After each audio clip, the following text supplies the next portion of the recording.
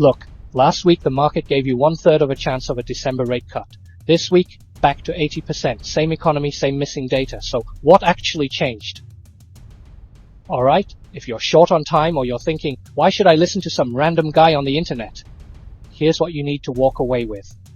Markets don't just price data, they price stories about data. And when the story changes, your portfolio moves before the fundamentals do. That's the lesson. Everything else I'm about to show you is just proof.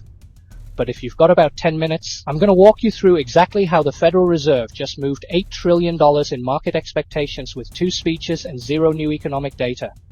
And more importantly, I'll show you how to think about this stuff so you don't get whipsawed every time a Fed official opens their mouth in the future.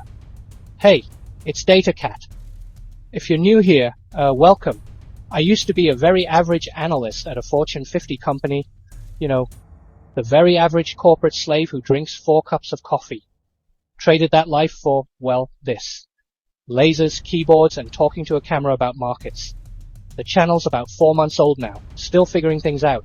Not a marketing material apparently, but I try to keep it real and actually useful. I'm not here to hype you up or sell you a course. Honestly, I'm just trying to share what I wish someone had explained to me when I was starting out. If that sounds good, maybe stick around, hit that like and subscribe button so I could actually show my cat I'm actually working here. And, cats are supposed to be gentle creatures, but we can also be a little sarcastic and mean when the situation calls for it. Fair warning. Anyway, let's get into it. So, quick recap for anyone who watched last week's video or has been following this Fed drama. Just about a month ago, the market was basically pricing in a December rate cut as a done deal. The CME FedWatch, which tracks real money, real bets, real hedges in the futures market, was showing odds north of 90%. Everyone was comfortable. Everyone was positioned for it. Then the narrative started to crack. Jerome Powell came out and said a December cut was, quote, not a foregone conclusion. Far from it. He wanted the market to see it as a 50-50 call. Then Susan Collins from the Boston Fed piled on, saying rates should stay where they are for some time, and that she had a relatively high bar for additional easing. She was worried about inflation, worried about tariffs, worried about cutting too fast. And then we had a government shutdown that delayed the jobs report and CPI data, so the Fed was flying blind. No hard numbers, just vibes and anecdotes and private surveys. As a result, FedWatch odds collapsed, 95% down to 50, then down to 30. The market started pricing in a skip. January became the new base case, and last week we saw the sell-off. AI stocks got hammered, rate-sensitive names got hammered. A lot of noise, a lot of people saying this is it, the market's going to collapse further. Now I said last week, even when the odds were at 30%, I was still expecting a December cut. Why? Because the Fed leadership never turned fully hawkish. They just said data dependent, and the market structurally wanted lower rates. So I figured it was only a matter of time before someone gave them permission to believe again. And that's exactly what happened. Now, please bear with me. I'm not trying to take credits here. There's a lesson I want to share in all this drama. Friday, November 21st, John Williams, president of the New York Fed, gives a speech in Chile. And he says something very specific. He says, quote, the downside risks to employment have increased as the labor market has cooled, while the upside risks to inflation have lessened somewhat. Then he says, I still see room for a further adjustment in the near term to the target range for the federal funds rate. Now, if you're not steeped in Fed speak, that might sound like nothing, but let me translate. Further adjustment in the near term means another rate cut soon. And near term means December, not January. Why does this matter so much? Because John Williams isn't just any regional Fed president. He's the vice chair of the FOMC. He's never dissented from Powell in his entire career. He runs the New York Fed, which is the implementation arm of monetary policy, the actual trading desk. When Williams talks, the market hears Powell. So overnight, FedWatch odds jumped from 30% to over 70%. Then just on Monday, Christopher Waller, a Fed governor, goes on Fox Business. He says the labor market is soft. It's continuing to weaken. He says a December cut is appropriate. And boom. Odds hit over 80%. Same economy, same missing data, different story. Now the macro narrative actually shifted here. Williams and Waller aren't just saying we want a cut, they're saying the risk balance has changed.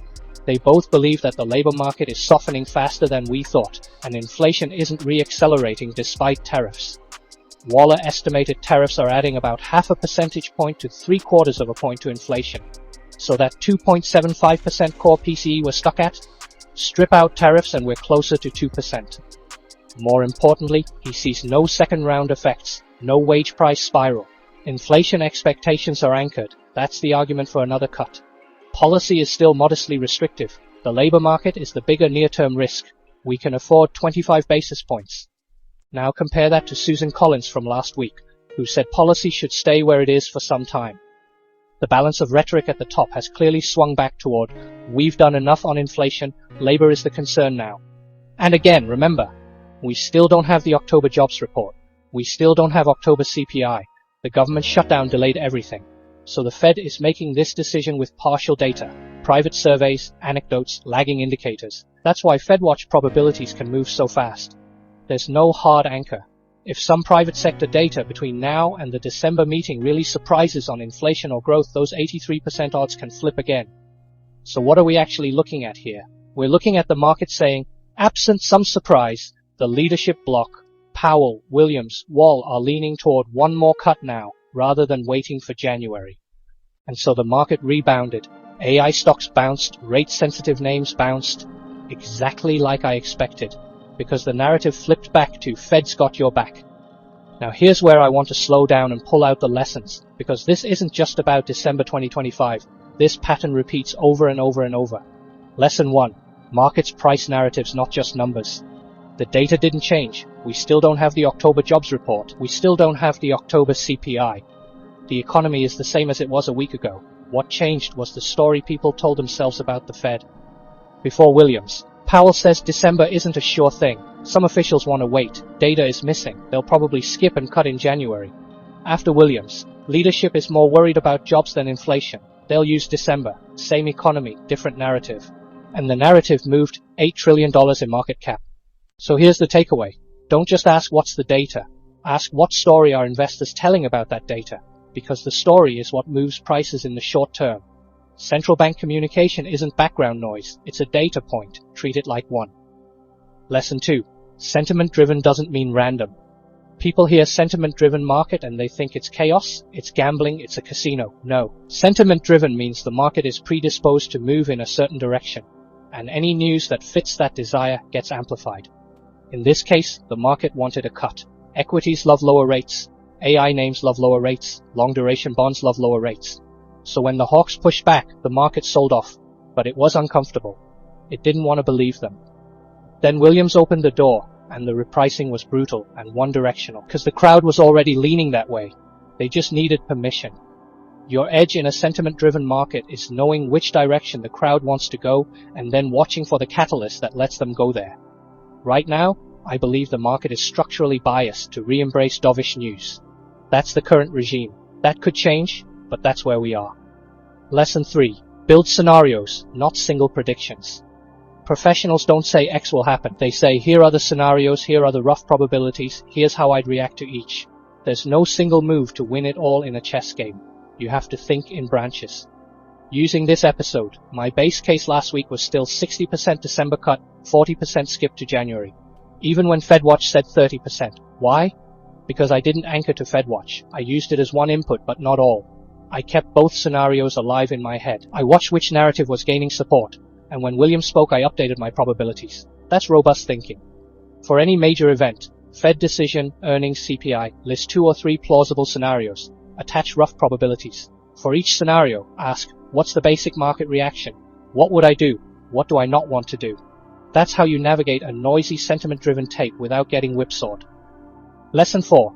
How retail investors should actually use this. Here's what you shouldn't do. Don't day trade your portfolio just because FedWatch odds jump from 40 to 70%. Don't anchor on precise percentages and forget they can swing overnight. And here's what you should do. Use events like this to understand how much of a rally or sell-off is policy hope versus fundamental reality. Spot when markets are pricing perfection. Fed must cut and AI must keep booming versus pricing fear.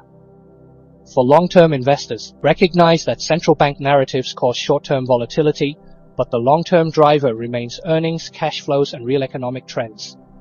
Monetary policy sets the background music of the market. The melody is still earnings and growth. Don't confuse the two. So, that's the story. 2 speeches, 0 new data, and the market's entire December outlook flipped in 72 hours. Not because the economy changed, but because the story changed. And the lesson again is this: markets are expectations driven and narrative driven. If you can learn to read the narrative, you'll understand the price action even when the fundamentals are murky. That's it for this one. If you found this useful, maybe leave a like, maybe subscribe if you want more of this kind of breakdown. I'm still figuring out this whole YouTube thing, but I'm trying to make stuff that's actually worth your time. Thanks for watching. DataCat out. Stay safe and stay sharp out there, and I'll see you in the next one.